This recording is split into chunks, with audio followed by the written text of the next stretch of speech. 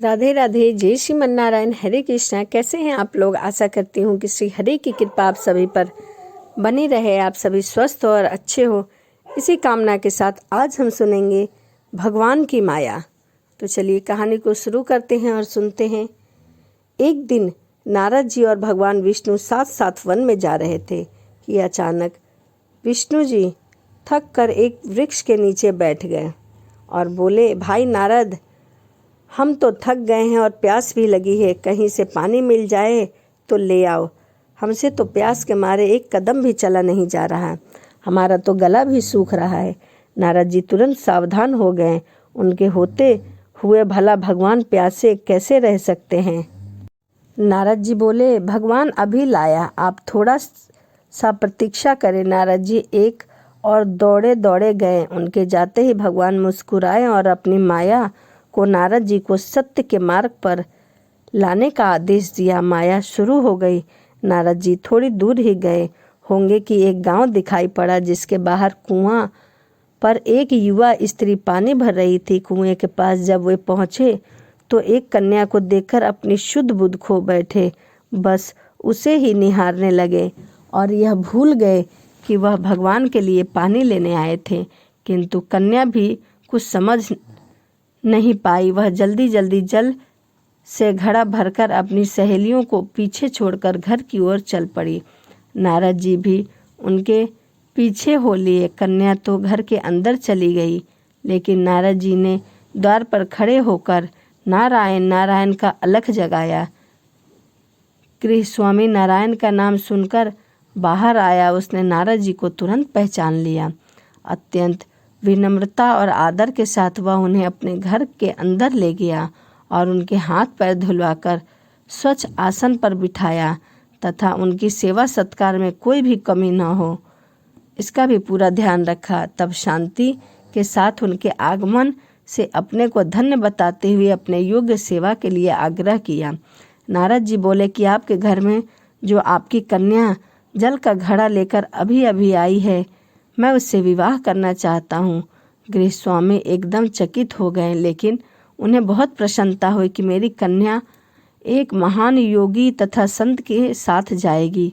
उन्होंने इसे स्वीकार कर लिया और नारद जी को अपने घर में ही रहने दिया। 2-4 दिन पश्चात शुभ मुहूर्त में अपनी कन्या का विवाह नारद जी के साथ करवा दिया तथा उन्हें ग्राम में ही उतनी धरती का टुकड़ा दे दिया कि खेती करके वह आराम से अपना गुजारा कर सके, अपने पेट को भर सके। तब नारद जी वीणा एक खूंटी पर टंगी रहती थी, उसकी ओर देखा और बहुत ध्यान लगाया। बहुत अपनी पत्नी के आगे नारायण को वो भूल गए थे। एक दिन खेतों में काम करते करते कभी हल चलाते, कभी पानी देते, कभी बीज बोते, कभी निराई और गुड़ाई करते। जैसे जैसे पौधे बढ़ते गए उनकी प्रसन्नता का ठिकाना न रहा। फसलें हर वर्ष पकती कटती, अनाज के भंडार ग्रह भर जाते। नारद जी की गृहस्थी भी बढ़ती गई। 3-4 लड़के लड़कियां भी हो गए। अब नारद जी को एक क्षण की भी फुर्सत न थी। वो हर समय उनके लालन पालन, पढ़ाई लिखाई, घर गृहस्थी, खेती बाड़ी में ही लगे रहते थे। अचानक एक बार वर्षा के दिन में बहुत तेज बारिश हुई। कई दिनों तक लगातार इस बारिश होने के कारण उनकी फसलें बह गईं। बादलों की गरज और बिजली की कड़क ने सबके हृदय में भय उत्पन्न कर दिया। मूसलाधार वर्षा ने ग्राम के पास बहने वाली नदियों में बाढ़ की स्थिति पैदा कर दी। किनारा तोड़कर नदी उफन पड़ी। चारों ओर पानी ही पानी, कच्चे पक्के सभी मकान ढहने लगे। घर का सारा सामान भी बह गया, पशु भी डूब गए, बहुत सारे व्यक्ति भी मर गए। गांव में त्राहिमाम मच गई। नारद जी अब क्या करें? उन्होंने भी घर में जो कीमती सामान थोड़ा बहुत बचा था उसकी गठरी मुठरी बांधी और अपनी पत्नी तथा बच्चे को लेकर पानी में होते हुए जान बचाने के लिए घर से बाहर निकले। बगल में गठरी, एक हाथ में एक बच्चे को पकड़े, दूसरे में अपनी स्त्री को संभाले तथा पति भी एक बच्चे को गोद में लिए, एक का हाथ पकड़े धीरे धीरे आगे बढ़ते रहें। पानी का बहाव अत्यंत तेज होने के कारण उन्हें यह भी पता नहीं चला कि कहाँ पर गड्ढा है और कहाँ पर टीला। अचानक नारद जी ने ठोकर खाई और गठरी बगल से निकलकर बह गई।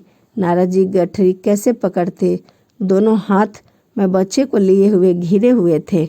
नारद जी ने सोचा, गठरी तो गई, चलो फिर से कमा लेंगे। कुछ दूर जाने पर पत्नी एक गड्ढे में गिर पड़ी और गोद का बच्चा भी बह गया। पत्नी बहुत रोई, लेकिन क्या हो सकता था। धीरे धीरे और 2 बच्चे भी पानी में बह गए।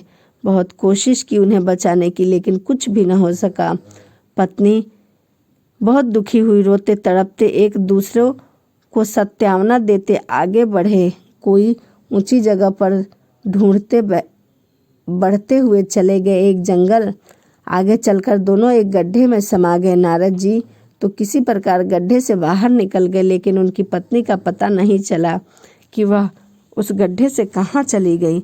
बहुत देर तक नारद जी उसे इधर से उधर दूर दूर तक ढूंढते रहे, लेकिन वह कहीं भी नहीं मिली। रो रो कर उनका बुरा हाल हो गया था। हृदय पत्नी और बच्चे को याद कर रहा था।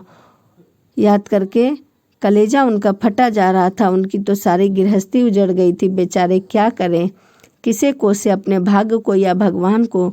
भगवान का ध्यान आते ही नारद जी के मस्तिष्क में प्रकाश फैल गया और पुरानी सभी बातें याद आ गई कि वो किस लिए आए थे और कहाँ फंस गए। नारद जी को याद आ गया कि भगवान विष्णु तो उनकी प्रतीक्षा कर रहे हैं। वे तो उनके लिए जल लेने गए थे और कहाँ जाकर गृहस्थी बसाकर बैठ गए। वर्षों बीत गए हैं गृहस्थी को बसाने में, और फिर अचानक से सब कुछ नष्ट भी हो गया। क्या भगवान अब भी मेरी प्रतीक्षा में उसी वृक्ष के नीचे बैठे होंगे? यह सोचते ही नारद जी आगे बढ़े। गांव भी अंतराध्य हो गया।